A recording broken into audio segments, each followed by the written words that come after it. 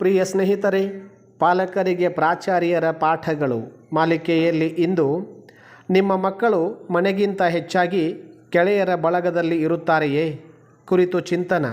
ಪ್ರಸ್ತುತಿ ಪ್ರಾಚಾರ್ಯರಾದ ಶ್ರೀ ಮಂಜುನಾಥ್ ಮರಿತಮ್ಮನವರ್.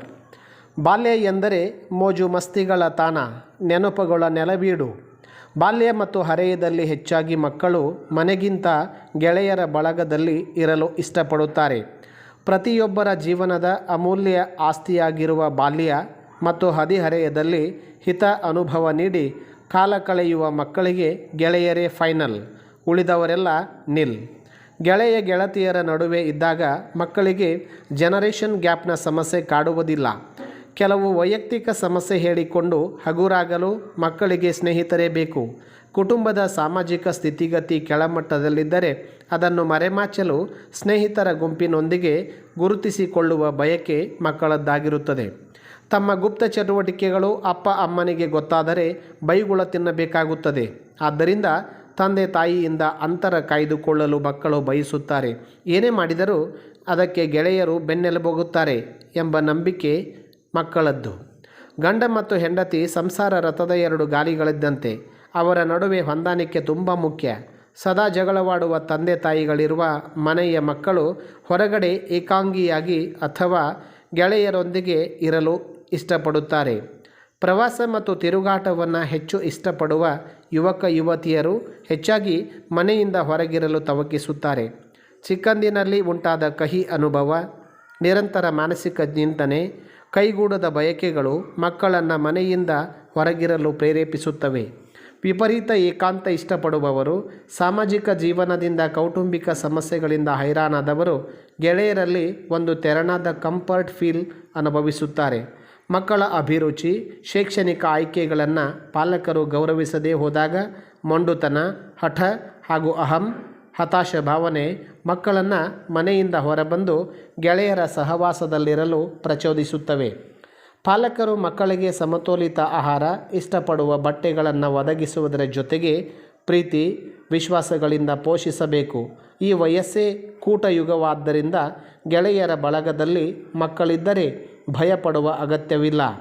ಮಕ್ಕಳು ಉತ್ತಮ ಗೆಳೆಯರ ಬಳಗದಲ್ಲಿದ್ದು ಸಮಾಜ ಸಮ್ಮತ ರೀತಿಯಲ್ಲಿ ಬೆಳೆಯುವಂತೆ ನೋಡಿಕೊಳ್ಳಬೇಕು.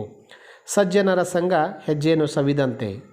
ಸಜ್ಜನರ ಸಂಘ ಹೆಜ್ಜೇನು ಸವಿದಂತೆ. ಬಾಳೆಂಬ ಬಿರುಗಾಳಿಲಿ ಗೆಳೆತನ ಒಂದೇ ತಂಗಾಳಿ. ಗುಣ ನೋಡಿ ಗೆಳೆತನ ಮಾಡು. ಸ್ನೇಹವೆಂಬುದು ಎರಡು ದೇಹಗಳಲ್ಲಿನ ಒಂದೇ ಆತ್ಮ ಮುಂತಾದ ನಾಣ್ಣುಡಿಗಳು ಗೆಳೆತನದ ಮಹತ್ವವನ್ನು ಬಿಂಬಿಸುತ್ತವೆ. ವಿದ್ಯಾರ್ಥಿಗಳ ಶೈಕ್ಷಣಿಕ ವಿಕಾಸ ಹಾಗೂ ವೈಯಕ್ತಿಕ ವ್ಯಕ್ತಿತ್ವ ವಿಕಾಸವಾಗುವಲ್ಲಿ ಗೆಳೆತನದ ಪಾತ್ರ ಪ್ರಮುಖವಾಗಿದೆ.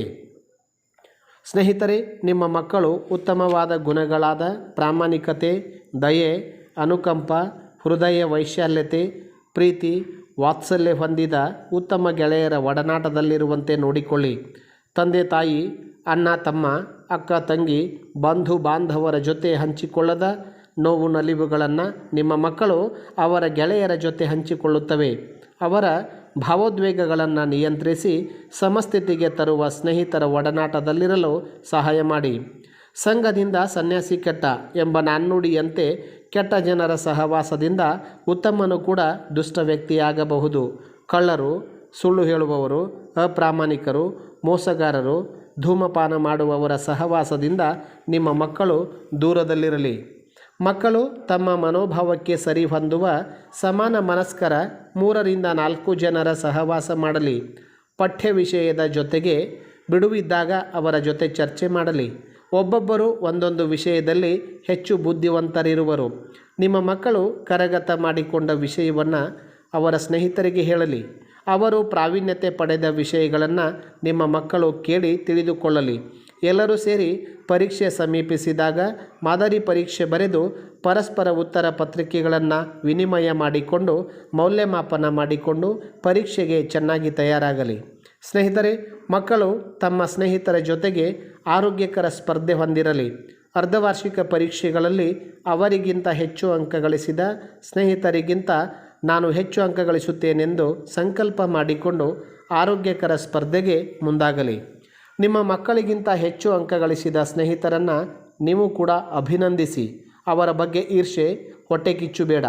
ಅವರು ಹೆಚ್ಚು ಅಂಕ ಗಳಿಸಲು ಯಾವ ರೀತಿಯ ಅಧ್ಯಯನ ಮಾಡಿದರು, ವೇಳಾಪಟ್ಟಿಯನ್ನು ಹೇಗೆ ಅನುಸರಿಸಿದರು ಎಂಬುದನ್ನು ಕೇಳಿ ನಿಮ್ಮ ಮಗು ಆ ನಿಟ್ಟಿನಲ್ಲಿ ಹೆಜ್ಜೆ ಇಡಲು ಸಹಾಯ ಮಾಡಿ. ನಿಮ್ಮ ಮಕ್ಕಳು ಎಲ್ಲರನ್ನು ಪ್ರೀತಿಸಲಿ, ಹಲವರನ್ನು ನಂಬಲಿ, ಕೆಲವರಲ್ಲಿ ಮಾತ್ರ ವಿಶ್ವಾಸವಿಡಲಿ, ಅವರ ಅಂತರಂಗದ ಸ್ನೇಹಿತರನ್ನಾಗಿ ಮಾಡಿಕೊಳ್ಳಲಿ, ಅವರ ಕಷ್ಟ ಸುಖಗಳಲ್ಲಿ ಭಾಗಿಯಾಗಲಿ. ಕೃಷ್ಣ ಕುಚೇಲ, ದುರ್ಯೋಧನ ಕರ್ಣರ ಸ್ನೇಹದ ಕುರಿತು ನಿಮ್ಮ ಮಕ್ಕಳಿಗೆ ತಿಳಿಸಿಕೊಡಿ. ಗೆಳೆತನಕ್ಕೆ ಜಾತಿ, ಧರ್ಮ, ಸಿರಿತನ, ಬಡತನ, ವಯಸ್ಸು, ಲಿಂಗ, ಬಣ್ಣ, ಭಾಷೆ, ಎತ್ತರ, ತೂಕ ಇವ್ಯಾವೂ ಮಾನದಂಡಗಳಲ್ಲ. ಇವುಗಳೆಲ್ಲವನ್ನು ಮೀರಿದ್ದು ಸ್ನೇಹ. ಅಂತಹ ಗಾಢ ಸ್ನೇಹಗಳನ್ನು ನಿಮ್ಮ ಮಕ್ಕಳು ಅನುಭವಿಸಲಿ. ಕ್ಷುಲ್ಲಕ ಕಾರಣಕ್ಕಾಗಿ ಉತ್ತಮ ಸ್ನೇಹಿತರನ್ನು ಕಳೆದುಕೊಳ್ಳದಂತೆ ತಿಳುವಳಿಕೆ ನೀಡಿ. ಸ್ನೇಹಿತರೆ, ಒಟ್ಟಿನಲ್ಲಿ ನಿಮ್ಮ ಮಕ್ಕಳು ಸ್ನೇಹಿತರ ಜೊತೆ ಪಠ್ಯ ಹಾಗೂ ಪಠ್ಯೇತರ ಚಟುವಟಿಕೆಗಳಲ್ಲಿ ಭಾಗಿಯಾಗಲಿ, ಪ್ರಯೋಗ ಮಾಡಲಿ, ಪ್ರವಾಸ ಮಾಡಲಿ, ಅನುಭವ ಹಂಚಿಕೊಳ್ಳಲಿ. ಗುಂಪುಗಾರಿಕೆಗೆ ಅವಕಾಶ ನೀಡದೆ ನಿಮ್ಮ ಮಕ್ಕಳು ಸ್ನೇಹಜೀವಿಗಳಾಗಿ ಇತರರಿಗೆ ಮಾದರಿಯಾಗಲಿ. ಸಮಾಜ ಸಮ್ಮತ ರೀತಿಯಲ್ಲಿ ವ್ಯಕ್ತಿತ್ವವನ್ನು ಬೆಳೆಸಿಕೊಂಡು ಇತರರಿಗೆ ಮಾದರಿಯಾಗಲಿ. ಧನ್ಯವಾದಗಳು.